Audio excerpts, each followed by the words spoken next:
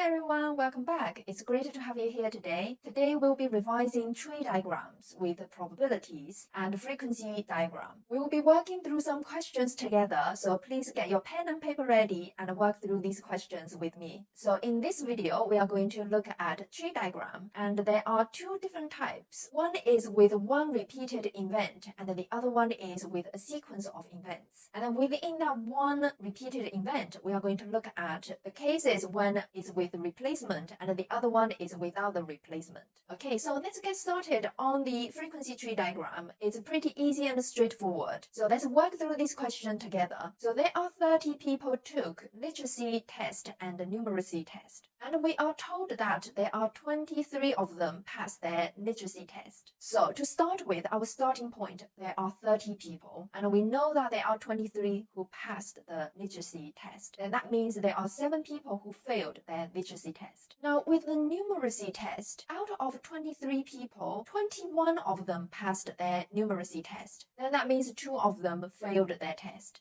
So just to check, 21 plus 2, which is 23. And we've got this one right. And out of 7 people who failed their literacy test, 3 of them also failed their numeracy test. So that leaves us with 4 people who passed their numeracy test. So to check our final answer, we can see 21 plus 2, which is 23. And then 3 plus 4 is 7. And now 23 plus 7 is 30. All the numbers add up. Therefore, we know this frequency diagram is correct. Now moving on to the next part. It asks us to work out the number of people who passed their numeracy test. 21 and 4, which is 25. So 25 people passed their numeracy test. Okay, now moving on to the tree diagram. It's very similar to frequency diagram because we are talking about the probability. Therefore, we are going to use tree diagram. First, we are going to do with the replacement. And we are told that there are 10 balls in total. 2 of them are white and the rest of them are black. So then that means there are 8 black balls. I take out 1 and then I write down the color and replace it. So I put it back. And then I take the second one out. So it is one event is being repeated. So now I need to work out the probability. So first, I'm going to draw myself a tree diagram. 2 out of 10 chance that I can get a white ball, 8 out of 10 chance I can get a black ball. And that is the first time when I take a ball out. And then suppose that the first ball we get is white. I take a second one out. So what are the different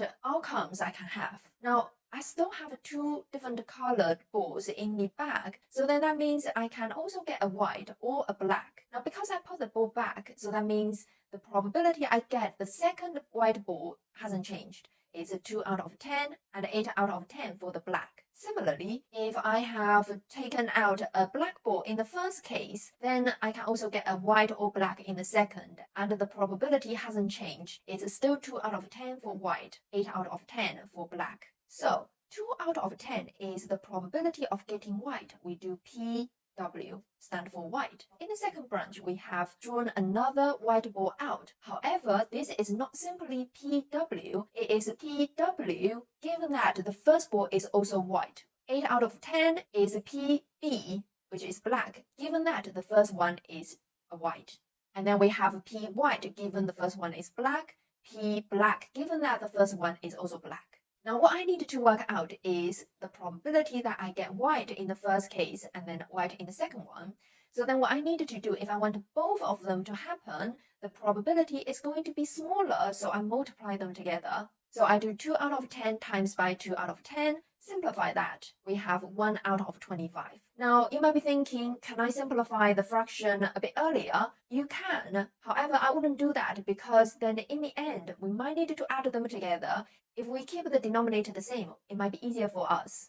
Okay, and then the second question asks us the probability that I don't get 2 white balls. Now, the total probability is going to be 1. The probability that I get 2 white balls is 1 out of 25. The probability that I don't get 2 white balls is 1 take away 1 out of 25, which is 24 over 25. Okay, so now moving on to the next question. In this question is without replacement. That means I don't put the ball back. I have 4 red balls and 5 blue balls. Again, I take one out, note its color, and I don't put it back, I discard it. Then I take another ball out, and then I need to work out the probability. Again, we start with a tree diagram. So it's very similar to the first one as well. So the probability of getting red is going to be 4 out of 9, because in total there are 9 balls. And then the probability of getting blue is going to be 5 out of 9. Now the second branch, remember, once we take a ball out, we don't put it back. So the total number of balls is going to be 8. So then I know all the fractions in the second set of branch is going to be out of 8. Now, if I take red in the first case, so I discard it, how many red are there in total? There are going to be 3 red balls left in the bag. Probability of taking a red in the second time is going to be 3 out of 8. The probability of taking a blue is going to be 5 out of 8. If I take a blue ball out of the bag in the first round, there are still 4 red balls in the bag, so the probability of taking red in the second round is going to be 4 out of 8. However, I lost a blue ball, so then I have 4 blue balls left, so the probability of getting a second blue ball is going to be 4 out of 8. Again, I'm going to label what those fractions mean.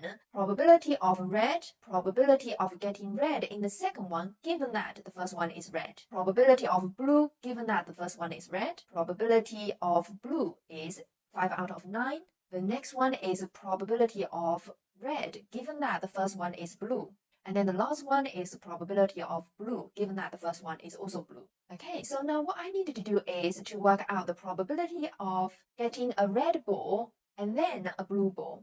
Okay, so it is this branch we are looking at. We multiply the probabilities together. As we can see, we have 5 out of 14 as our final answer. Now, what about if I get a blue first and then a red? Now, in this case, it's this branch we are looking at, and then we can see we are getting the same answer, 5 out of 14. So there is also a very important formula we can see from this working here. Now, the first one, when I multiply them together, is when I want to get probability of blue ball and a red ball. And then that is equal to probability of blue times by probability of red, given that the first one is blue. So that's what we did. We multiply 5 out of 9, which is probability of blue, by 4 out of 8, which is probability of red, given blue. By rearranging for probability of red given B, we will have probability of B and red, this symbol is for and, over probability of B. And we see this a lot. This is called a conditional probability. It's a useful formula for us to memorize. Moving on to the next one, we need to work out the probability that I get one of each color. We can do red then blue or blue then red. So I will add the probability we find out in part A and B, and it is 10 out of 14, which is 5 over 7 as our final answer. Okay, so now moving on to the final question. This is when we have to deal with a sequence of events. So in this question, we are told that John wakes up on time 70% of the time, where Ellie wakes up 85% of the time. And we need to work out the proportion of the time they wake up. Exactly one of them wakes up on time. So what we need to do is again draw a tree diagram. We can draw 2 branches for John. One is on time, the other one is not on time. On time is 70%, then that means not on time is going to be 30%.